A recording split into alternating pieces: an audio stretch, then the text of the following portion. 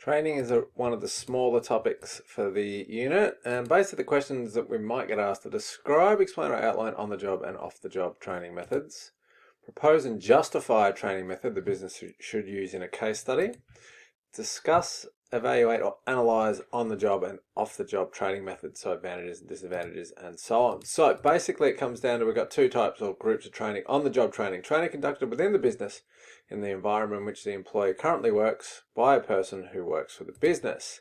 And we break that down and say there's three types of that. We've got coaching or mentoring, group that as one, role modeling and job rotation. So you can learn on the job in the following ways. Coaching or mentoring, the employee is paired with a supervisor or manager for support and advice. You could use role modeling, the employee is paired with a more senior co-worker just to observe them.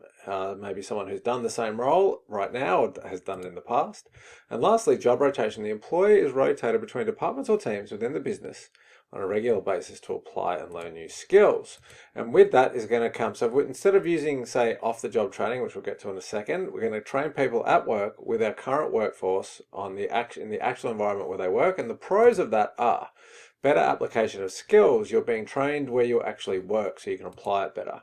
It's effective and timely. You don't need to disrupt the workday because you're learning and working at the same time, and therefore your productivity is maximized as a business, and it's also cost effective. You're not paying for outside classrooms and learning providers, etc. You don't need to bring people in to cover people who are off training because people are training and working at the same time. The disadvantages are unqualified trainers.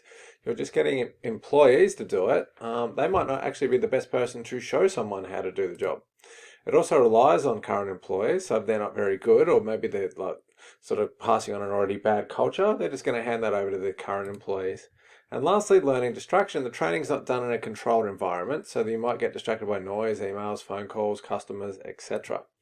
So that leaves off-the-job training. Training conducted outside the business in a controlled environment dedicated to learning by a person who is a professional educator. And our methods there are workplace presentations, classroom activities, simulations, or role plays. What do they look like? Well, a workplace presentation is obviously a presentation is given at the workplace by a speaker to many employees at once, e.g. a lecture or like a TED Talk environment. If you've seen a TED Talk, that sort of thing, you get an expert speaker to come in and talk. Classroom activities. Employees receive training in either a physical classroom or an online classroom. A lot of businesses use this to train, particularly in retail, train their workforce before they start. Simulations, visual games and case studies about real-life situations are given to employees. And role plays. The dreaded role play. Employees engage in a role play designed to replicate a possible situation in the workplace. Now, compared to on-the-job training, what are our pros and cons of this? We've got qualified trainers, so the training is actually being done by someone who is an educator. It's in a controlled environment. It's a dedicated learning space. There's going to be no distractions, no noise, no pressure from customers and phone ringing and things like that.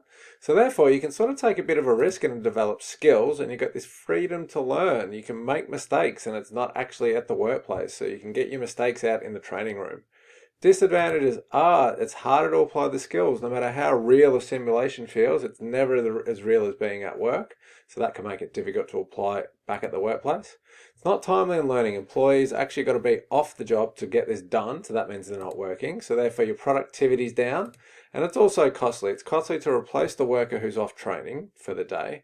But also you've got to hire educators, hire learning spaces, people have got to travel, etc. And that just adds up as another disadvantage.